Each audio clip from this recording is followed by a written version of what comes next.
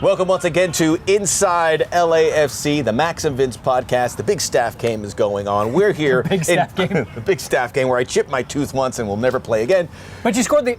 Wait, we're doing the intro here. Yeah. Max scored the game-winning goal in that game, though. One and done, though.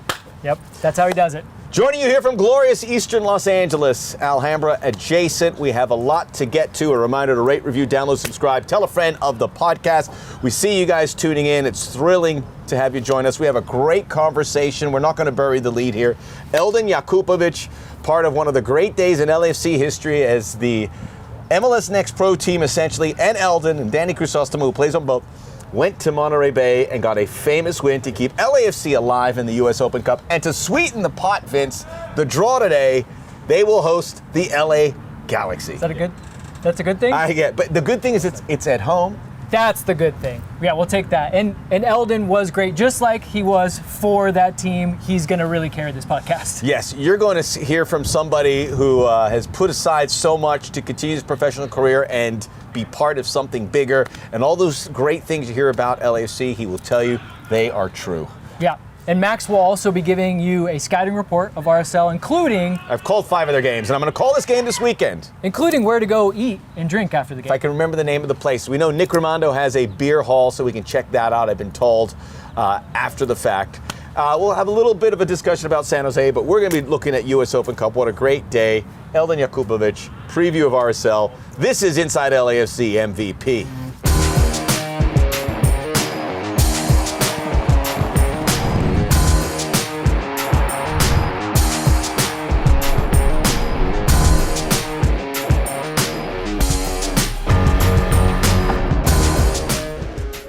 We have a lot of ground to cover here on the MVP, so we're going to get right into it.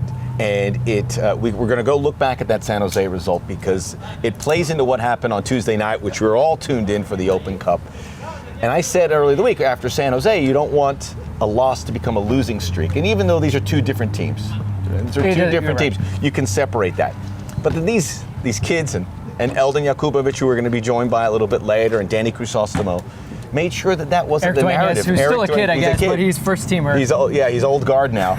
Made sure that we're not sitting here talking about back-to-back losses because it would become the narrative for a team that has been super clean and positive all the way through. The fact that they can take this dip, and I rewatched the San Jose game.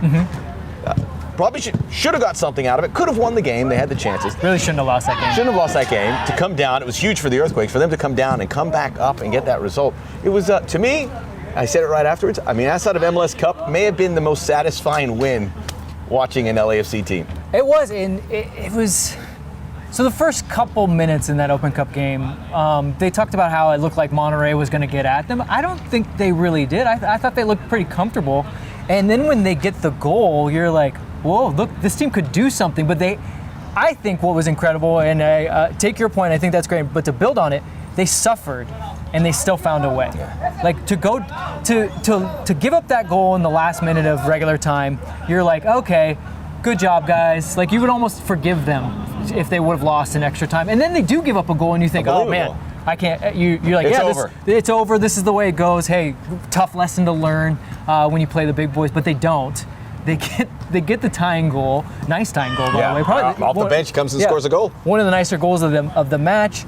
They hold on. They still get a couple big saves from Eldin, which is the reason why he's in. Like that was, if you're gonna play that lineup, that was the saves from Eldin and a penalty conversion. Yeah, that was the stroke of genius to me. If you're gonna play that, to anchor them with Eldin is perfect, right? Because he's putting them into the positions. He's going to be the one that's seeing everything. He's like, guys, let's just do this.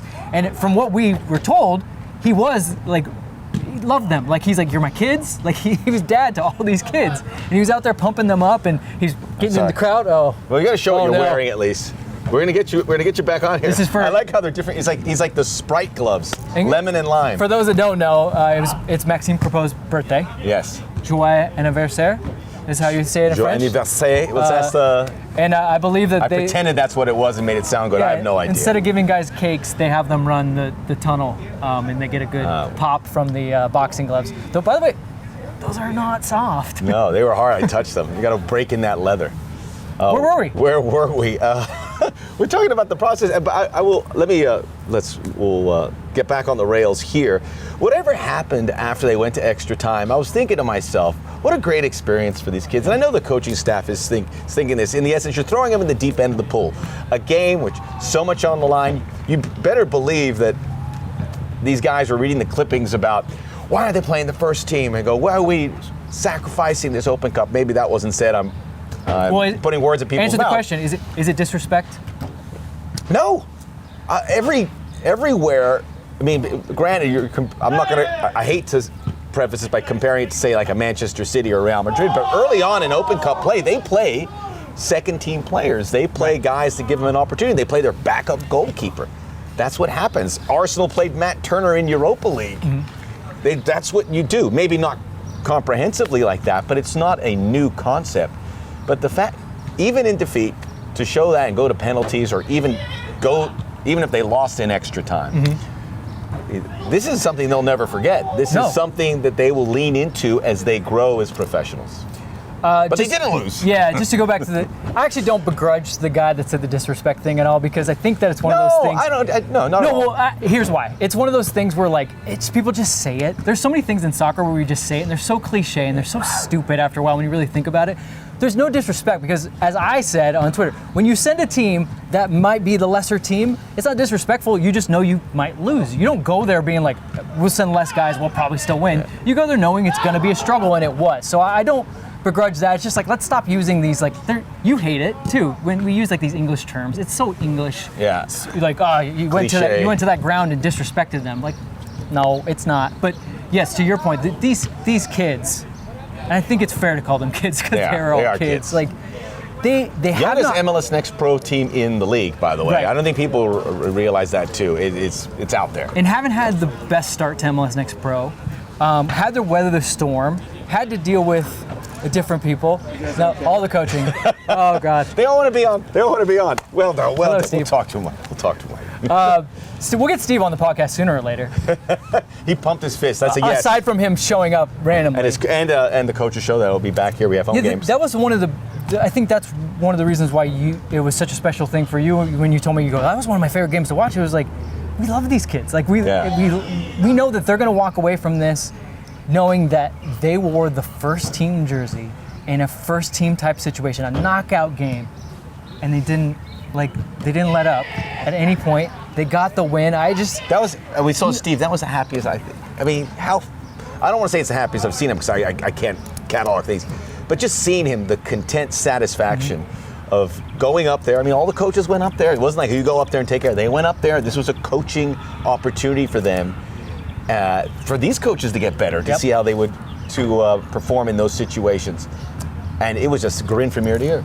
And take it a step further, like, nothing is a given on the day when you send a team, which is why it's not disrespectful. Nothing's given in your career. Not all these kids are gonna make the first team or go on to be successful pros, but they'll always have that moment. Like, that's pretty cool. And I just think that's super special, and that's something that's we gotta reel it in sometimes. I know it's all about results, but, like, we're humans here, and these kids are going to walk away from this with a memory that they'll always have. When they represented the LAFC first team, with everybody saying, it's a foregone conclusion, and they went out there and they pushed them, as you said. No, there's only 16 teams left. They pushed them into the final 16. Yes. That's incredible. 16 teams, it's real now. You can say to yourself, 2 wins, you're in a semifinal. 3 wins, you're in a final. Sorry about the rudimentary math, but I figured that would do it. This is, and of course we can't talk too much about it. We prefaced it in the open, LAFC drawing the Galaxy as they did a year ago in 2022. The only difference is it's going to be at BMO Stadium, and that is like, we were sitting here watching the draw, and everyone's like, home game. They got very fortunate last year in the Open Cup because they got home game. Not this year. They went to Monterey Bay right after they just went to San Jose. So the opponent, I don't think, was important, even though you get the Galaxy again, who knocked you out a year ago. It was getting a home game. They got it because they played the Galaxy in the round of 16 a year ago, but it was at their place, which is still good in the sense you don't have to travel. So I'm sure they would have pulled. That would have been the second best predicament. Yeah, you could have just gone down the street, but there was still the chance you could have traveled to Colorado or Utah. So that's no matter what, travel. That's great. Great news. So we'll obviously talk a lot more about that, but add it to the list of LAFC Galaxy games here in 2023. But just to, we're going to preview RSL here. We're going to talk a little bit about You're San going to Jose. preview RSL. This is going to be great, guys. Max is going to give us the scouting report. This is all you need to know. I mean, even when clubs don't have a congested schedule like this, you rest players for cup games. But LAFC, coming off games in 3 days, travel to Real Salt Lake. Then they have 2 home games next week. Midweek. Then they have to start getting ready for Open Cup. Then they got to get ready for CCL. And then they got to get ready for CCL Mark II. Mm-hmm. One of those, that first trip is to go to Leon, Mexico. I mean, where do you inhale here? You don't. So you've got to rely on the width and breadth of your club. And these kids, people said that this MLS Next team, and they're at the bottom of the ladder. I used an English saying, I'm sorry about that. But they're at the bottom of the table there. And, we talked to David Cameron, who's going to be on our pod. He refused to come in. But he said, they play the same way. It's just they had heart. They knew the moment. And they raised their standard here where they were able to get a result, obviously with a great veteran goalkeeper in Eldin. Yeah, I think to put a bow on it, if you've watched that game and you're trying to divine some big tactical nuance or something crazy from that game, or who's going to be the next big thing, don't. Here's what to take from that game. Although Nathan Ortaz got a lot of love on the PR thing. If you clicked on MLSsoccer.com, his face was up there. That's a good-looking kid. Yeah, so we're happy. And he really played well. performed. He made it through the entire 120 minutes. Had some sparkle. Had a couple of moments where he could do some things. Didn't get a goal, but he's definitely goal dangerous. But yeah, I don't take any big tactical things from this. Don't take any big, this player's the next big thing. And just take this, that these kids had a game where everything was against them mentally, and they rose to the challenge. Within the game itself, the whole game, and then within the game itself, in the fact that they went down, they lose their lead right at the end of the game. They go down in extra time. They get it back. They go into penalties. Like, they were mental monsters in that way to be able to boss that. And that's not something you can say about a lot of groups on the professional level that are 25 years old, let alone averaging an age of 18, 19. Yeah. At the end of the season, whatever happens to LAFC, and it's gonna end well in some capacity. I'm pretty sure the way this season has gone. All these kids now can say, I contributed to that in a very real way. If they go on to win this trophy, you can say I contribute. How do you think that round of 16? We don't know anything, but how do you think the round of 16 starting core group? Well, they will have that window is the 23rd, 24th, and the next game will be, as you said, the first leg of Champions League, the 31st. So you have about a week. Okay. So there's a chance that we could see a blend, and I think we will, just because 1, you're at home, then 2, who you're playing. So I think we'll see a blend. But if we don't see a blend, and you see those kids again, and it's like a reward for what they did. Sure. They deserve it. They deserve it. And why would we second guess it? But not even just winning the Open Cup, right? So like if they do end up winning the Open Cup, those kids can say I was a part of that trophy. I think if they win Champions League, they can say I was a part of that trophy because they gave these guys that rest, right? Like that's the sprinkle on top. Boom. I guess you would be much more disappointed. I think, not to bring up the disrespect word again, but I think you'd be a little bit more upset if LAFC didn't have anything else going on and they just said, let's send the kids, just cause, let's send the kids. But they obviously have so much going on. And so when you get to the final of CONCACAF Champions League, you say, you guys deserve that right. See what we've got. Let's see what we've got. And if, I'm telling you, if they lose in the next round of the Open Cup but win the CONCACAF Champions League, I think those kids could still rest their hats on saying, I helped get the team over the hump in a way. Yeah, I think all of that plays into why this performance was made possible, because they gave the kids the keys. They gave the kids I don't want to keep calling them kids, it's just easier for the conversation here. They gave them that responsibility. Win or lose, they knew that they would be better off at the end. Just so happens they win, and they got all of that along with the coaching capacity, the ability to say they've been on a road trip together for a big game, with all the bells and whistles that the first team would get. Mm-hmm. We saw if you watched the game, most of you did. You see Steve Cherundolo, Mark Dos Santos, Ante Razov, one-to-one treatment with the coach. The players, that doesn't always happen if this was an MLS Next Pro team kind of doing that. Enrique Duran was there. We have these great videos of him at the hotel, on the bus with the team, bonding, guys happy. I mean, it is an endless cup of positive things, even if they didn't come back and win in penalties. An endless cup of stuff that they were able to put into the club on an incredible Tuesday night. But they did. They did win. They did win.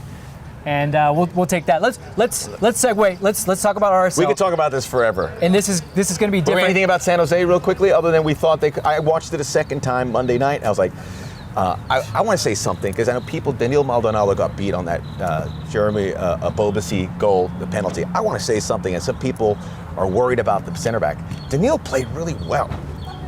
I thought he was a threat in set pieces. He came in there, he made a mistake at the end. But he, by and large, I thought played a good game. So I just want to talk about him. He's just right around here. I'm not saying it because he's there.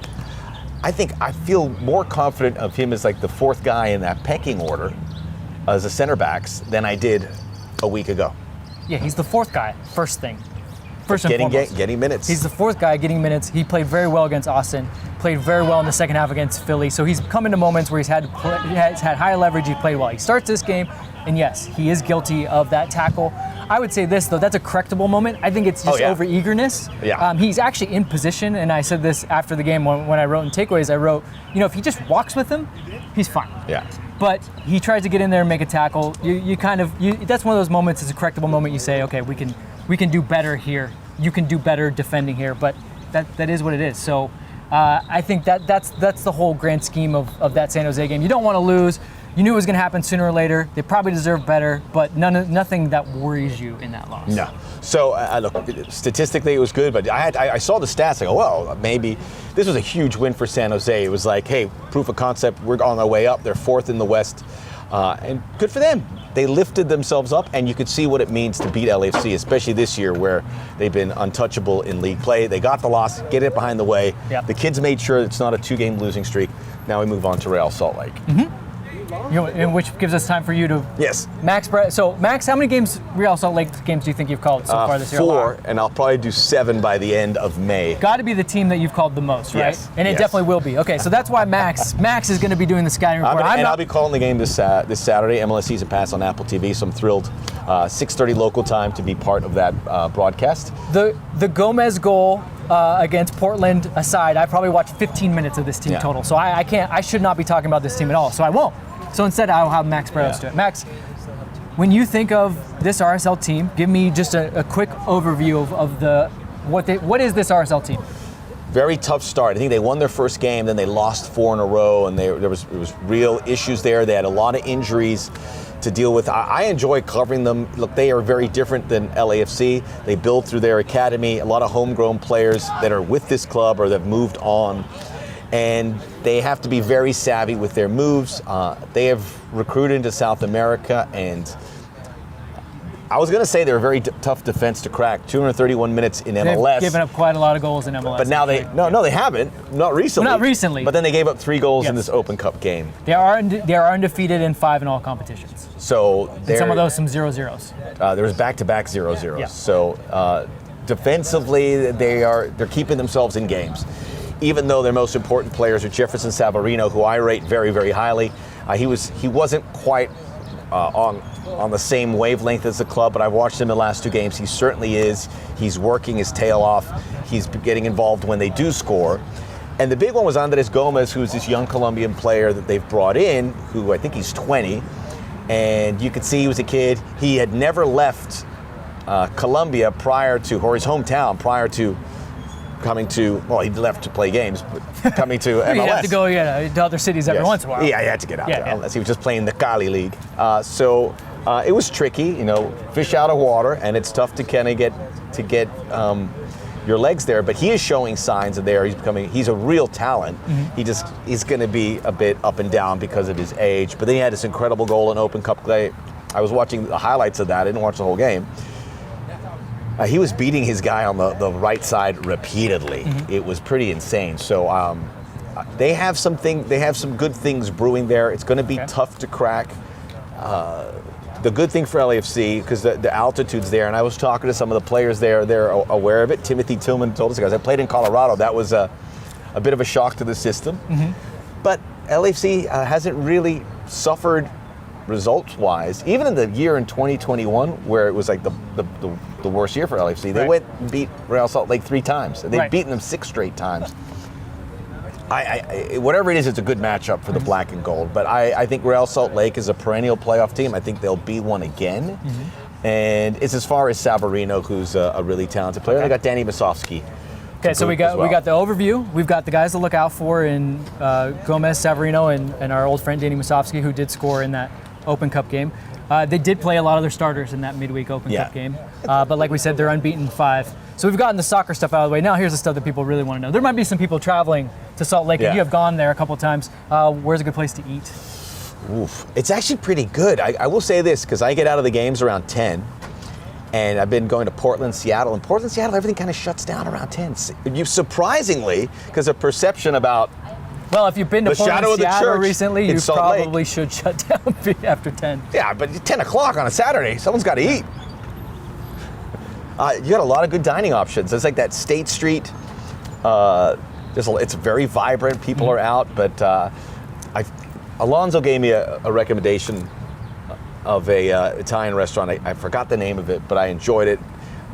Good taco spots there. A lot of good. Okay. So there's good tacos. There's good taco spots. Okay. So you'll eat well, and it's a short trip. And if you can get to Park City.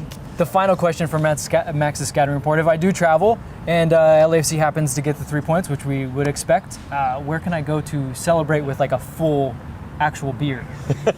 I think you can do it. That same area is good. I think the 2% beer stuff is it's a myth. It wasn't a myth, but it's no longer prevalent. So you can kind of get that. You can get a little wiggle room there. Okay. So it's good. So we know people do like to make that trip. It's short. You get on that flight. You go across. It's an hour and a half, and you move on from there. I know a lot of people truck it. They drive it. Yeah. So if you are going out there, it's a beautiful drive, and Las Vegas is on the way. Max Bretos has now given you the scouting report. Yeah. If you see Max out there, ask him the name of the Italian restaurant. Maybe he can at least map it out for you, since he doesn't remember anything. I'll post it on Twitter. Is there anything else you want to add to your scouting report of? Did I miss anything? Salt Lake? No, it's gonna be it's good. I don't know. It's good. And remember, it's a busy week. Everyone's got midweek, and there's another midweek at the end of the month. So this is really into the teeth of the schedule for all MLS clubs, particularly LAFC, because of now Open Cup in the month and CCL at the very end of the month as well. I think that's good. We should get to Eldin. This is going to be a conversation. Can we call him Papa? Well, you can see how we go there. Okay. Yeah. All right. Well, we'll bring him on. Yes. We'll wrap this segment up. We're going to have Eldin Jakupović join us next. Right on.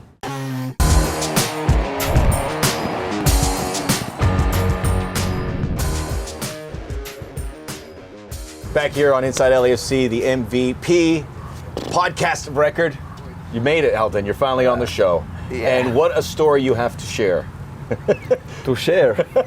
No, it was a special day. Not for myself. I don't want to say for the kids. Well, let's say this because we've been calling them kids. You've been making fun because you're like, they're all my kids, and now he's the best babysitter in LA. Yeah, because social media is saying they're my kids now. So no, really, it was something special that I can share it with them. I mean, I never played a cup game or a league game.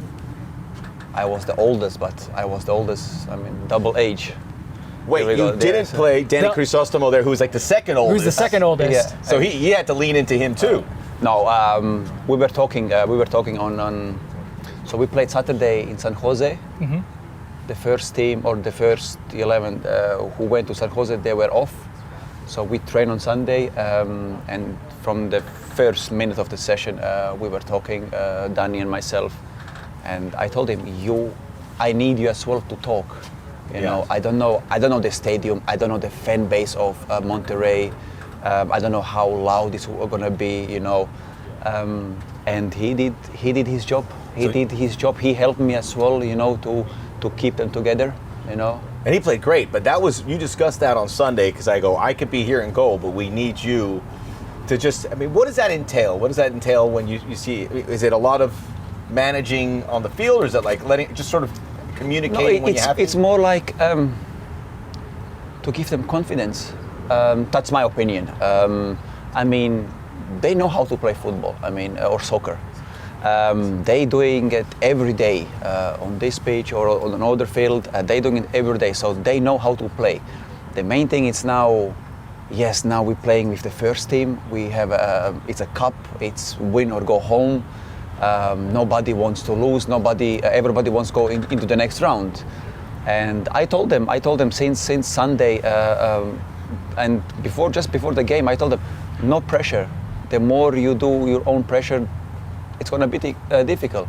Play your game, do your thing. Yes, they are maybe stronger, physical stronger. They are bigger, they are older. It doesn't matter. Everybody can fight, everybody can run. So do it. And to do that 120 minutes, I have to say now I'm very proud to be, I'm proud to be a part of that. You know, they showed me they belong here. You know. Did that change you a little bit? Or did you go home that night and say, "Wow, this experience"? I felt young. You felt young. Yeah, I felt younger. Well, the way I was telling you before we went on camera, the way you ran after saving that penalty, I didn't think they were going to catch you. Yeah, I thought you were going to run all the way back here. That's not me, if I'm honest. But I heard some bad things from the other fans since I think when we scored, the first 10-15 minutes when we scored. Yeah. And then you held on. Since then, man, they were booing me, and I was like, just you? Oh, yeah. So come on, what's wrong? I did nothing wrong, you know. But yeah, this was more like some payback time, you know. And sometimes this is an important game for them. I mean, you know, we know goalkeepers are a little bit different than players, and you have to always adapt. So I felt much younger than I was, to be honest. But yeah, end of the day, they deserve to go next round. I told them as well on this. I just told you before, off the camera. On the second half, in the extra time, it was we went in a circle, and I told them, listen, from my side, you did your part. You did amazing. I'm proud. Now, 15 more minutes. Give everything. And the last 10 minutes of the 120, we destroyed them. We destroyed them. They look fresh. And then before the penalties, I told them, you did your job. Now it's on me. I will try to advance in the next round. But I don't want to say I was surprised, but how cool they were before the penalties to take a penalty shot and to score. And I mean, the goalkeeper went 4 times the other way. So it was. I was on the side. I was like, wow, okay. Now I have to at least save one. So thanks God I saved too. Yeah. Well, you said you told them it's on you, but then you took it up a level by taking a penalty yourself. How does that, like, when you knew you were going to shoot out, did you say to yourself, I'm taking one within the first 5? Or were you asked? How does that? No, this was the Oka goalkeeper coach. He said you're going to go. Yeah, he said you're going to take the number 5. I was like, I don't want to say I was shocked, but I was like, okay, you know, I will take. I have a problem with that because I took already when I was younger, and but yeah, he say number 5, so okay. But the problem is when I saved the 4th penalty, I forgot it's my turn, so I went on the side, and they're wondering I turned. Nobody from us is there, so it's my time. So yeah, let's go back. And then when I saw the ball was other corner flag, so run there, come back, you know. Thank God everything was fine. Was that a chance to get your head right, to get the ball? No, listen, it's nothing about, you know, it's more like be calm. What is your strat? Let's start with it first with your strategy. By the way, shooting a penalty. Oka Nikolagov is overseeing 2 famous penalty shootouts now, and to hear the communication between coach and player is very interesting. Just wanted to say that. Why? Yeah, is Oka the coolest guy like in the entire world? Because it sounds the way you're saying, he's like, yeah, just go do it.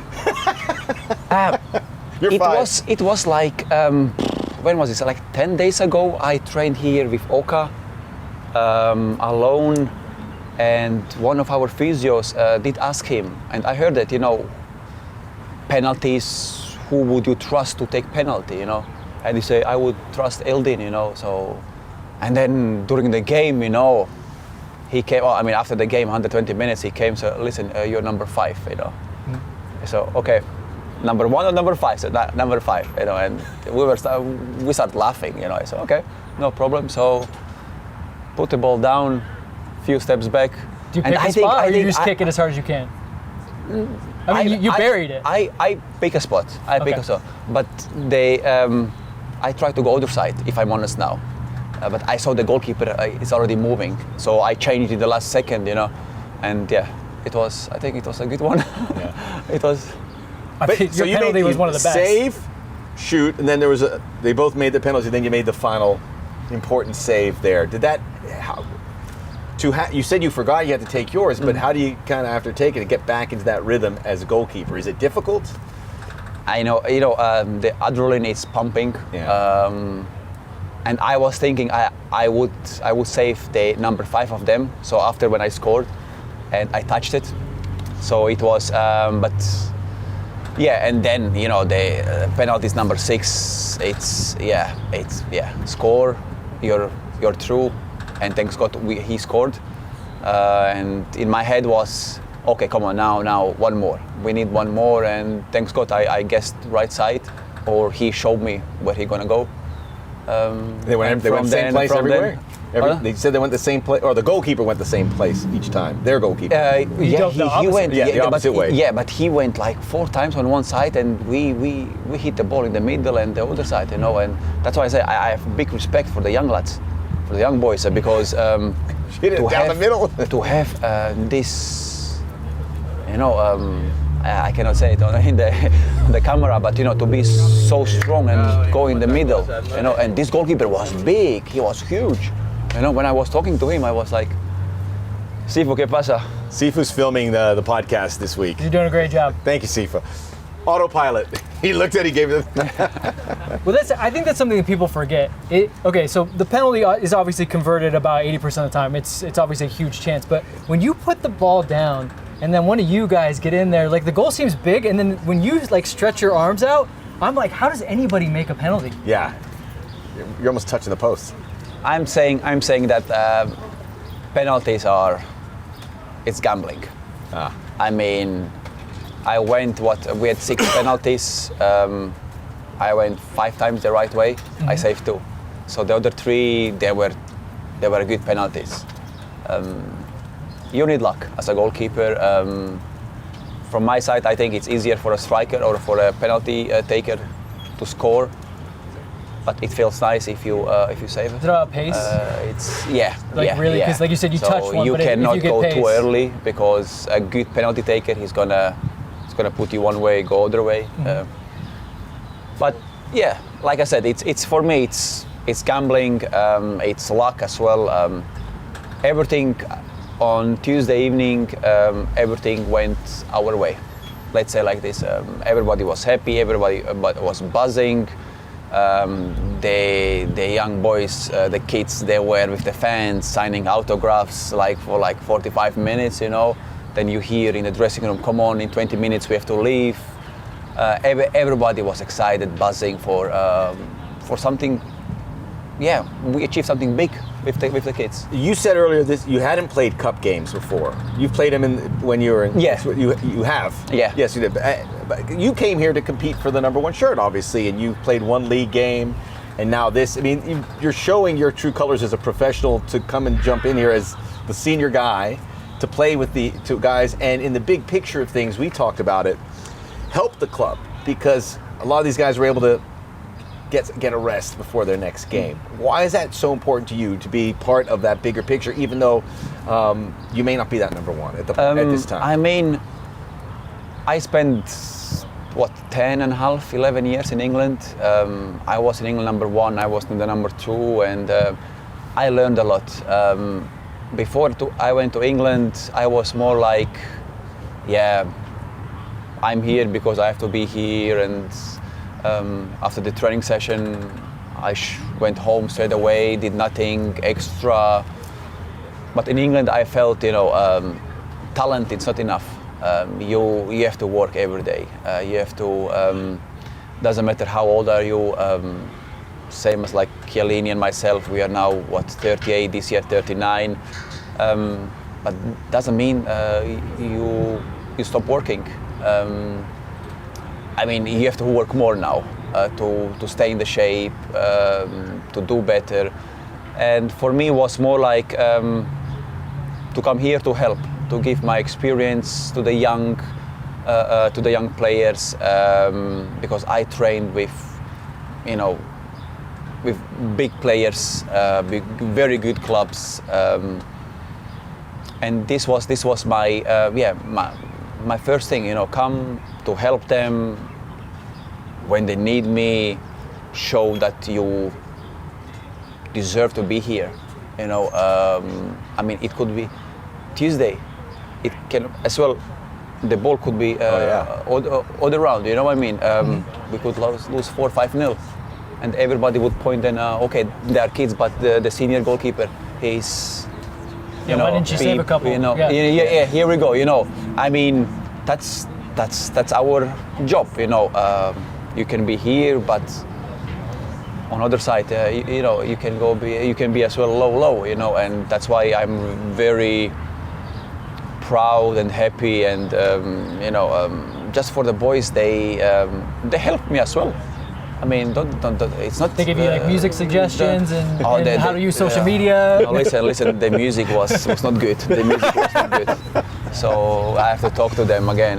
The music, I didn't like in the dressing room. Before I forget to say, that just shows you how valuable every member of this club is. This has been a very touching moment for me because you see how valuable everyone is, and when you're called upon to kind of see that. So just a reminder, when you came here, and you said, just to reiterate, you came here to, I want to help, and you certainly did in that situation. That's at least I can help. I can try, and we have here a good bunch of flats boys here, a proper unit, if I'm honest.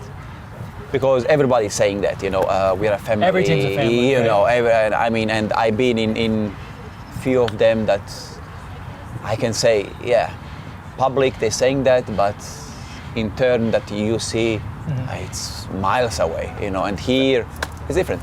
Here it's different. We hear that a lot. It's just very, it hits everybody. It's happy. I mean, you saw now Sifu and Danny on the window there. It just doesn't matter how old are you or how young or you play, you don't play. It is a proper unit, and with this kind of mentality,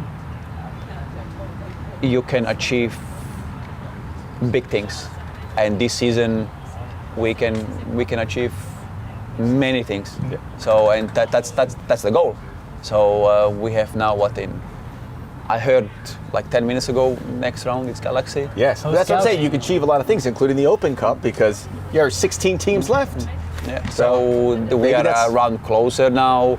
Now it's coming the Champions League final. We are in a good pace in the MLS in the season.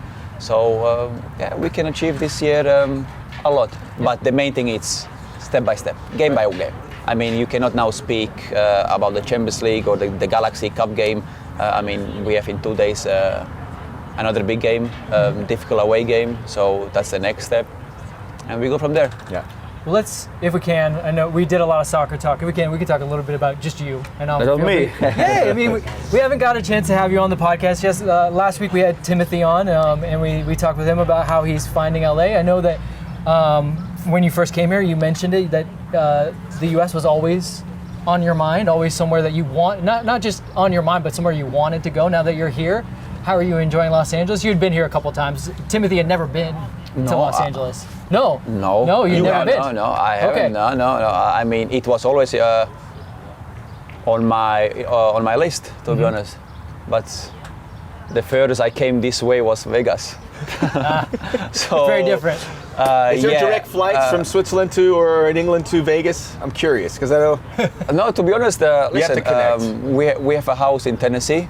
Oh wow! So you've done stuff on the east. Yeah. So and then it's easier from Tennessee come to Vegas or wherever. No, it's this is my first. How long I'm here now? 4 months. Okay. In LA. It is. I mean, LA is LA. I lived in Moscow, big cities, London. It's special. It's special. I mean, now I can say I lived in LA. So, but I have to say I'm not happy with the weather. I mean, too cold?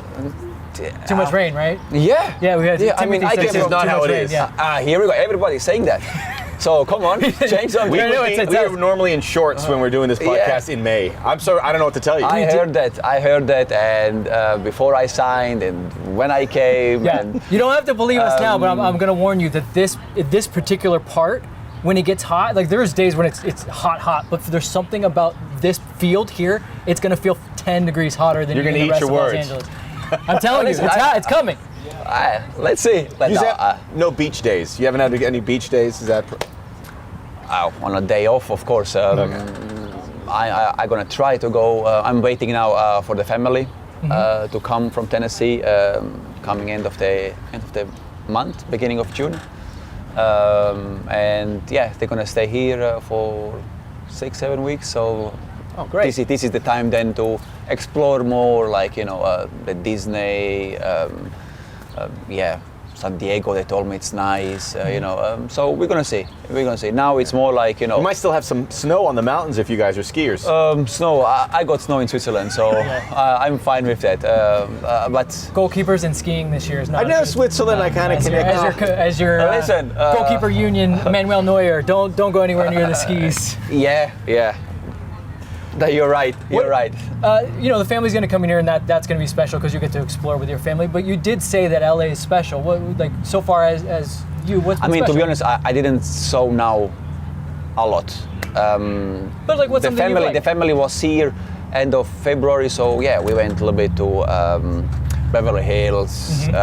We went because come on, we go Beverly Hills. We're LA. Beverly Hills is big, so we went, and I said I think this was the first, and I don't want to say the last time, but I was in traffic like crazy. Beverly Hills is a mess because it's kind of caught. There's no freeways connecting. I was like 90 minutes there, so come on, move. We went to the Hollywood sign, so took some selfies, put some social media. Yeah, there you go. Getting your hands wet on social media. And but for me, I'm still alone here. For me, it's the main thing. Just to recover after the sessions, go home. NBA it's on now. Playoffs are on now. Yes. Lakers or? No, the other one. Is it Clippers? Clippers? Golden State. Golden State. The other one. Okay. Podcast is over. Come on. Listen. It's a good game last night. How bad is McCarthy right now with the Sixers? He's probably. He's buzzing. Oh, good. Man. He's. I was asking him today. He knows it's going to end badly, though. Here we go. I told him that. Man, he went mad with me. No. You, Eldin, you're always saying be positive, because before they started the series, I told him. He said, I don't think we have a chance. So be positive. You never know. You need James Harden to be MVP again. Everything's gonna be fine, And now, when I say I think it's gonna go Game 7. No, Eldin, positive. So me, Golden State now, the last 10, 11 years. What is goalkeeper training going to be like if somehow 76ers Warriors Not far-fetched. get to the finals? I mean, it's still on the table. What? It's still on the table. We're still miles away. We have to beat tomorrow the Lakers. All I know is I trust the dog. The corgi. Corgi. I trust him. Oh yeah, he picked the Warriors. He was now he picked the Warriors 5 in 7. from 5. Picked It's the Warriors in unbelievable. 7. I trust him, and let's go for tomorrow. Well, that finals would be must-see TV, but I think we'd have to come out here just to see these two jawing at each other if it was 76ers Warriors. It would be nice. It would be nice. But and this is, here, even with the time-wise, I remember when I played in England, during the COVID as well, the family was here in Tennessee, I didn't want to take them back to UK because UK was really, bad. So I had time then as well to recover and then wake up at 3 a.m. to watch Golden State to play until 5:20, 5:30 a.m. and then 7 o'clock leave for training session. So and this was this is next level. But I'm not in England anymore, so they don't know. Yeah, you love it now. Now it's different. I mean, now 4:30. Oh yeah. We have a game 7 p.m. It's a game. Now it's perfect. Best city to watch sports, or best coast to watch sports. Champions League. Except for European soccer. Yes. Champions League now 12 o'clock. Can't do it. You're training. You can watch here. Premier League, it's morning, Sometimes 7, 4 a.m. 7. Sometimes the early games, Saturday early games. Yeah. But 7 a.m. when I wake up earlier, I have my coffee, watch first half, come here, second half. No, it's all right. That's it's good. Okay. Yeah, Part's good. That's good. The noon is the problem. Yeah, the early kickoff, especially on Saturday Premier League. But when I see now NBA, I'm in heaven. So it's not like 3 a.m. in the morning, wake up and then watch the game and cheer for your team and then go to sleep for 1 hour. It makes no sense. No, it doesn't. You've been way too generous with your time. We have so many questions, but we appreciate it. It's good to see you had We'll this, get them on again. Yeah, and I'd love to see, because obviously being in Tennessee allowed you to explore this American experience a bit because you're familiar here. By the way, did you guys come back on a bus from Monterey? No. No, okay. I saw the bus, but that was just getting to the game. We saw videos of Enrique singing. This was when we landed because here we go. Fun story, short one. Normally in England, as a new player, you come to the first team, you sign for the team, you have to sing. Mm-hmm. So I remember when I came here, my first question was, before I signed, I asked Christian, do I need to sing? Before he signed? Yeah, before I signed, yeah. Do I need to sing? Would that have been a deal breaker? Nah. Just, prepare myself, you know. And he said, no, he's just the tunnel and then they slap you and that's it. So perfect. So the kids came. I was the oldest one and me and Paul, I asked Paul, what do you think? Am I allowed to tell them to sing, And Paul said, yeah, come on. So I told them, the under 23s or 21s LAFC, the second team, take a chair, go in the middle, and sing. You got like 15 songs. We had like 10. It was very bad. Yeah, that's where the bad music started. It was, But very bad. For me, the thing behind that was to have a little bit fun. Yeah. Because everybody was quiet, eating the meal. The kids are here we fun. go, and you can. I mean, you expect as well them to be a little bit nervous for the game. So I was thinking to change a little bit the game. Mm-hmm. Come on, sing.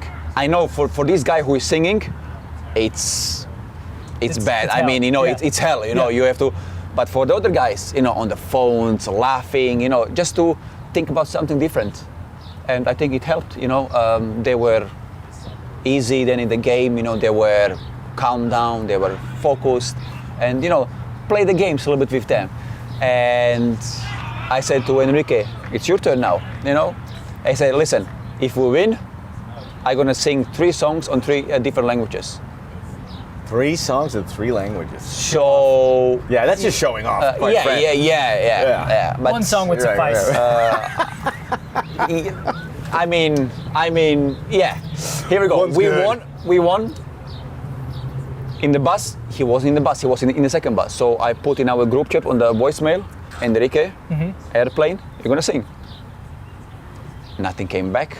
So we went. Our player's bus was first at the airport. So I took my seat. I saw Enrique coming. So Enrique, come on, sing now. And Steve was there, John was there, so that's my chance, to make a little bit pressure, Yeah. And but I said 90 minutes. So no. Cup game is a cup game, you go next round, Mm-hmm. And when we landed on our way back from the airport to the PC, he did it. The first song was good on Spanish, French and English. Not so good. Zero. So this was an incredible couple days, highlighted with a lot of bad singing, is what I got from it. But it was great for Eldin top, and his singing, bambinos. Music bottom. That's what we're going to call this. Eldin Jakupović joining us here. We really appreciate it. This Thank is you very wonderful much. for us. We cannot tell you how much we enjoyed watching this. And I think I spoke to Steve, and he said it was one of, outside of MLS Cup, his favorite moment on the sideline as well. So here we go. Thank you to be here. It was great. Have fun a little bit, it's fun. So let's go. Yep. Let's go. Thank you very much. We'll get him on again. Quality dude, Eldin Jakupović, Vince LaRosa, Max Bretos, who will put a bow on this Inside LAFC MVP. Rate, review, download, subscribe. We'll be back to recap what's going to be another busy week. They all are. We'll see you then. Maybe we'll get a little warm here for Eldin, by the way, too.